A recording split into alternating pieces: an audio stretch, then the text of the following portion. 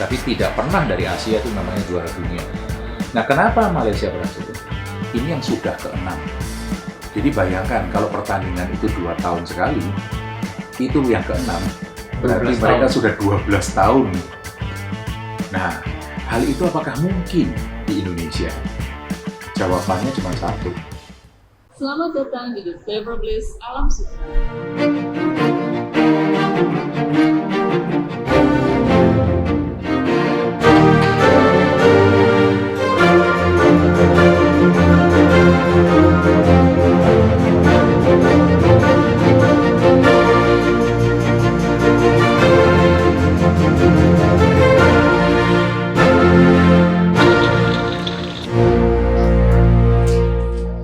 Mainkan masuk TV.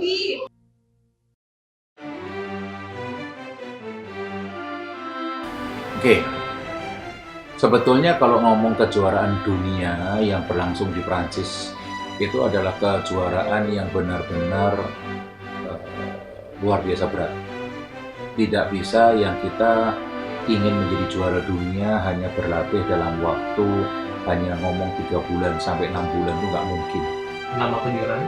Jadi nama kejuaraannya ada Coupe du Monde, di mana itu kejuaraan berlangsung di seluruh pesertanya seluruh pastry chef di seluruh dunia untuk bergabung dan datang. Jadi kejuaraan itu dia lakukan dulu di babak penyisiannya di tiap negara, dipilih mana 3 besar terbaik, kemudian dikirim tingkat Asia. Kalau tingkat Asia itu di Singapura, kalau misalnya di Eropa juga misalnya di Prancis sendiri. Kemudian pemenang-pemenang dari regional itu semuanya akan diadu di Prancis. Nah, kejuaraan tersebut istimewanya begini. Di dalam waktu jam yang ditentukan, mereka tim itu terdiri 3 orang, mereka harus bisa menghidangkan secara lengkap yang namanya coklat, yang namanya pastry, yang namanya gelato, yang namanya coklat showpiece, ice carving, semuanya lengkap. Hanya dilakukan oleh 3 orang dalam waktu yang sangat ditentukan. Ada kurikulum baru, ada peraturan baru yang saya belum tahu untuk ke depan ini berapa jam yang harus ditentukan. Tapi buat saya itu adalah tantangan yang sangat luar biasa. Karena apa? Satu, mereka harus benar-benar ahli. Kedua, mereka harus bisa menghadapi pressure. Itu pressure luar biasa.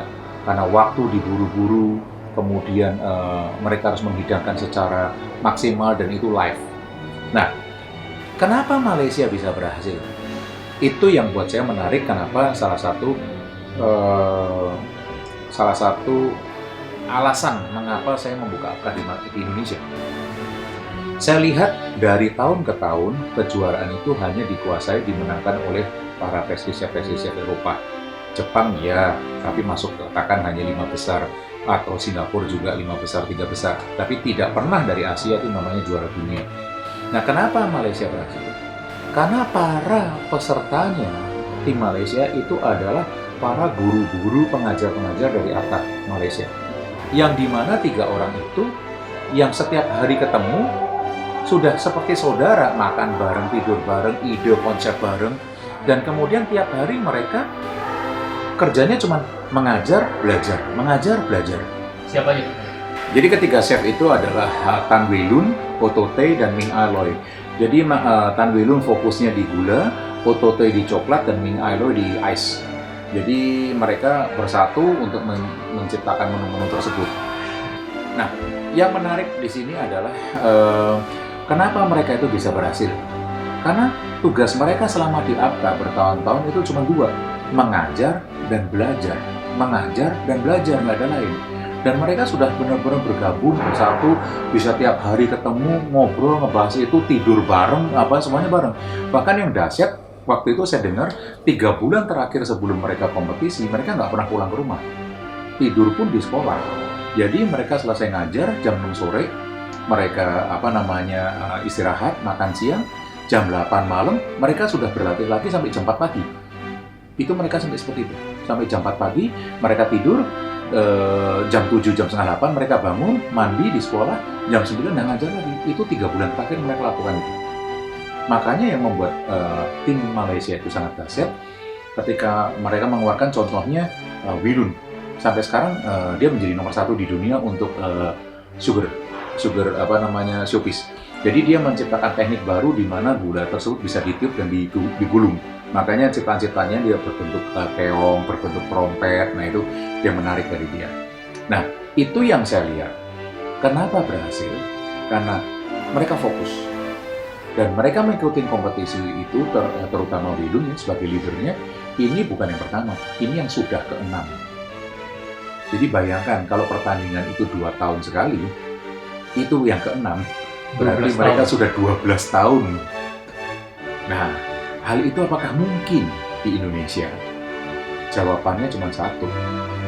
Mungkin kalau kita ketemu 2 hal. Satu, ibaratnya pistol dan peluru. Pistol yang bagus, nggak ada peluru yang bagus, tidak akan bisa meluncur pelurunya. Demikian juga sebaliknya. Peluru yang bagus, tidak ada pistol yang bagus, tidak ada yang bisa mengarahkan. Nah, mereka bertiga ketemu yang namanya apa? Yang mau memodalin, yang mau mengundang para master-master chef dunia datang ke Malaysia untuk men-sharing ilmu. Dan mereka komitmen. Bayangin, 12 tahun mereka bertahan, mimpinya cuma satu. I want become a champion of the world for pastry. Nah, itu yang luar biasa. Membuat saya mengenal mereka bukan baru kemarin ya. Jadi saya mengenal Wilun segala macam itu udah dari 5 tahun yang lalu. Jadi ketika saya lihat perjuangan mereka, saya dalam hati bilang, ini orang gila mereka. Mereka punya mimpi yang dahsyat. Jadi bukan berarti mereka sudah pandai, merasa jago, jadi juara Asia. Waktu mereka sudah sempat jadi juara Asia kan untuk bisa pergi ke Perancis kan. Bukan saya, oke, jago, dan I left Africa, dan I'm looking for another job. Aku cari duit nih sekarang. Nggak, cita-cita mereka satu, juara dunia dulu. Nah itu dibuktikan. 6 kali mereka bertanding. Dan yang dahsyat waktu itu, sebetulnya waktu kejuaraan ini kan mereka juara 2019 ya. Waktu 2017 tuh mereka itu sudah masuk final di Prancis, sudah 3 besar, dan faktor luck belum dapat lah. Last minute, showpiece mereka udah berdiri, orang-orang udah kagum, memang belum roboh showpiece-nya mereka. Sampai mereka ya udah shock, nangis semua ya. Tapi itu dahsyat, buat mereka pengalaman. Kesalahan apa mereka pelajarin, kenapa sampai roboh last minute.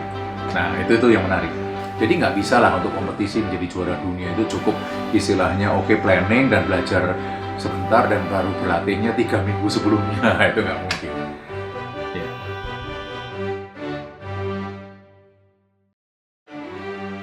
Ketika Malaysia juara, artinya apa buat Indonesia?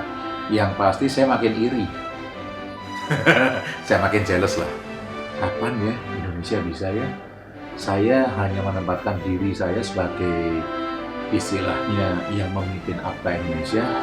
Saya hanya berusaha semampu mungkin untuk menjadi pestol yang baik. Cuman semoga ya teman-teman di sini, saya ada Chef Riz, kemudian saya ada Chef Cesar, itu sebagai peluru yang baik. Dan mereka sebenarnya ada kesempatan tahun lalu untuk menjadi kandidat Indonesia, mewakili Indonesia, cuman gara-gara COVID jadi akhirnya mereka berhenti. Tapi kita nggak tahu ke depannya bagaimana. Tinggal istilahnya pistol dan peluru ini bisa bekerja sama apa nggak? Jangan nanti kemudian kita sudah berangkat, saya tidak mengatakan negatif, tapi sudah berangkat dan merasa puas diri. Saya ngomong sayanya, dah cukuplah di Singapura aja selesai. Nggak bisa begitu. Kalau kita punya mimpi yang jauh lebih besar. Kalau ditanya sama Edwin misalnya, untungnya apa sih? Ya kan? Keluar duit doang loh ini. Untungnya nggak ada untungnya. Cuman untungnya buat saya begini, generasi muda yang akan menikmati.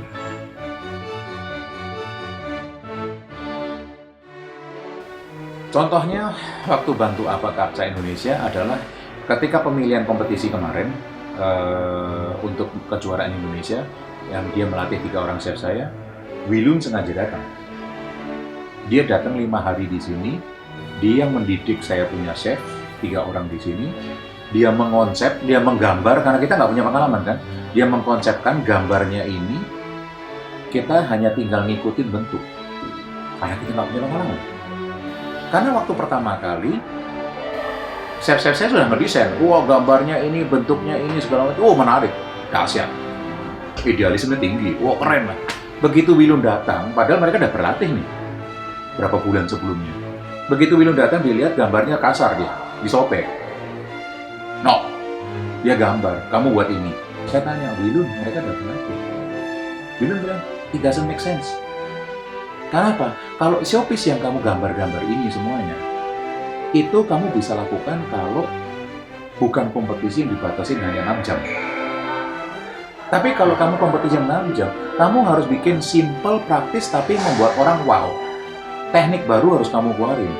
Tapi kalau kamu hanya bikin bunga model ini yang butuhnya berapa jam, waktumu nggak cukup. Atau bunganya terlalu simple. Orang lihat ini apaan? Buat kompetisi dunia kok bunganya seperti ini. Nah, itu perlu orang-orang yang sudah punya pengalaman bertanding di kejuaraan dunia dong. Kalau kita kan meraba-raba, mau bikin apa berdasarkan imajinasi kita kan. Kita belum pernah nyemplung ke Perancis, kita belum pernah ikut ke Singapura, betul kan? Tapi kalau Wilun kan sudah berapa kali ikut. Jadi begitu lihat desainnya kita, dia langsung sobek, buang. Aku nggak peduli kamu. Terus chef-chef yang di Indonesia gimana? Ya nurut. Dan saya menarik sekali. Kalau saya lihat orang-orang yang berhasil seperti itu, mereka benar-benar komitmennya tinggi ya. Wilun datang ke sini mengajar sugar showpiece dan chocolate showpiece untuk para chef saya untuk diikutin tanding. Dan dia bilang dari awal, saya hanya punya 5 hari di Indonesia. Dan kalau kamu tidak mengikutin saya punya cara, lupain. Dan saya melihat sendiri, saya nggak gitu. Jadi hari ketiga, salah seorang chef saya ini udah kerja dari pagi. Dia dari jam 8 pagi udah di sini. Berhenti hanya makan siang, saya beli nasi box, dia nggak mau keluar, makan. Dan sore hari, waktu itu saya ingat jam 8 malam ya. Dia masih di dalam ruangan, salah satu chef saya istirahat, capek mungkin ya, makan. Dan dia cari, dia ketemu, dia marah, dia tunjuk. Saya datang ke sini bukan menunggu kamu makan. Saya datang ke sini untuk ngajarin kamu, dan kamu belum jamnya makan. Kamu baru bisa makan setelah saya tidak boleh makan. Terus saya keluar, kembali lagi, bikin. Militan ya? Militan. Dan itu dahsyat. Karena dia bilang, saya di sini cuma 5 hari. Tapi hasilnya beda. Makanya ketika kompetisi terjadi, teman-teman di Indonesia juga lihat, beda. Lain lah, orang dengan pengalaman istilahnya, pengalaman tempur 12 tahun, dengan yang baru kemarin sore kan. Nah itu yang tadi saya bilang. Jadi dari tim Malaysia mensupport saya, mereka mengirimkan Wilun. Tentunya saya harus bayar tiket, hotel segala macam lah. Tetapi mereka komitmen mau mengirimkan. Dan bahkan juga mereka ada janji sebetulnya. Kita ini saya masih, nah ini saya boleh sebutin di sini. Ada satu kejuaraan dunia lagi yang namanya adalah Queen of Pastry. Pastry Queen yang diadakan di Italia.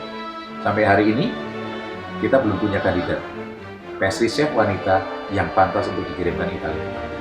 Syaratnya apa aja Pak? Umur atau apa? Ya ada umur, skill. Dan dari APCA Malaysia dan APCA Filipina mereka sudah punya 2 orang perempuan. Janelle To dan kemudian satu lagi Quiten. Dan mereka juga sudah berangkat ke sana. Mereka walaupun Quiten belum sampai menjadi finalis, tapi Janelle To sudah sempat masuk 5 besar ya waktu itu. Itu berarti prestasi dahsyat kan. Dan mereka komitmen bilang, Chef Nicholas, kalau kamu punya kandidat di Indonesia, pastry queen yang untuk diberangkatkan, saya kirim Janelle untuk ngajarin mereka. Itu yang komitmen APCA berikan kepada APCA Indonesia. Jadi fully supported by APCA Malaysia nih ya? Ya. Karena kita punya cita-citanya sama. Ujung-ujungnya sama. Ujung-ujungnya Jean-François Arnault sebagai MOF, kan memang ujung-ujungnya dia mau itu. Dia kan mau istilahnya membawa tren Prancis ke seluruh dunia. Dan itu berhasil. Bisa dilihat dari mana? Tren 5 tahun belakangan ini, coba lihat kue-kue yang ada di dunia. Semuanya apa? Semuanya pakai mold, semuanya whipped cream. Kue-kue Jerman mana? Hilang semua. Sacher, Black Forest, dan terus kemudian Frankfurter Ring misalnya, hilang semua. Semua cake yang ada mau di Instagram semuanya sudah pakai silikon mold, semuanya sudah pakai whipped cream. Itu siapa semua yang ngerjain? MOF Prancis. Jerman kan nggak pakai gaya begitu kan? Hilang semua. Dan mereka berhasil bawa budaya mereka ke seluruh dunia. ujung-ujungnya apa? Elenvir, Silicon Mart, ya, apalagi Farona. Itu sebetulnya tujuan. Jadi penjajahan ekonomi itu bukan serdadu yang maju sekarang, profesional yang maju, PSISF yang maju. Ujung-ujungnya dagang ya? Ujung-ujungnya dagang. Ya nggak ada salah. Nah saya juga mikir, ujung-ujungnya saya juga dagang. Kalau saya pastry Indonesia bisa menjadi juara-juara dunia atau dipandang dunia, ujung-ujungnya dagang. Gaji salary kita naik. Ya kan? Ujungnya dagang juga. Masa cuma dapat medali doang bangga gitu kan? Di kilo juga nggak ada harganya.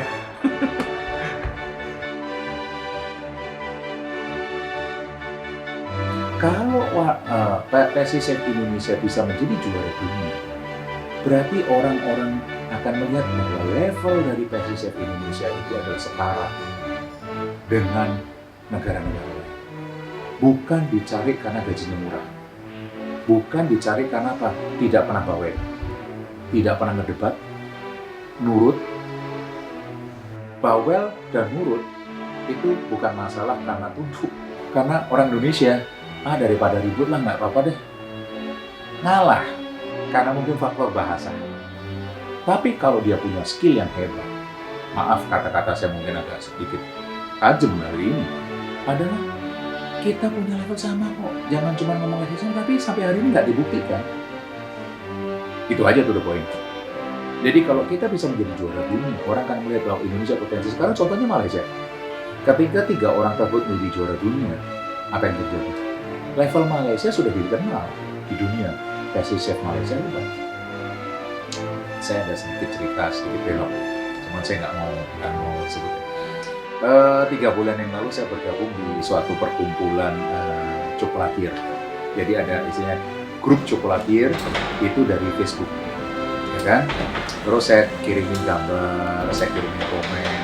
Terus banyak yang komentar, hey nice, your product is nice, bagus lah, gini how to make it. Saya kasih resep. Terus ada beberapa yang tanya, where are you come from? Saya bilang, Indonesia. Tahu nggak yang membuat saya tertawa? Wow, that's good. Because Asia is very good. Your country is the winner of the World Pastry Champion. Gue dalam hati Malaysia, bukan Indonesia, Cuman saya nggak mau komentar panjang lebar di grup itu. Kalau saya ngomong malah lucu lagi, mereka udah muji-muji. Cuman dalam hati saya bilang, iya, itu berpengaruh loh. Itu berpengaruh. Wiluntan, Otote, dan satu lagi Lim Aloy. Bukan, saya lupa lagi. Ada kan di depan? Diedit lagi tuh, man. Kok nama suka lupa gitu. Mau ngulang lagi bikin nama? Hah? Ngulang lagi aja nggak apa-apa. Ntar gue potong gitu. Lim Tan Weilun.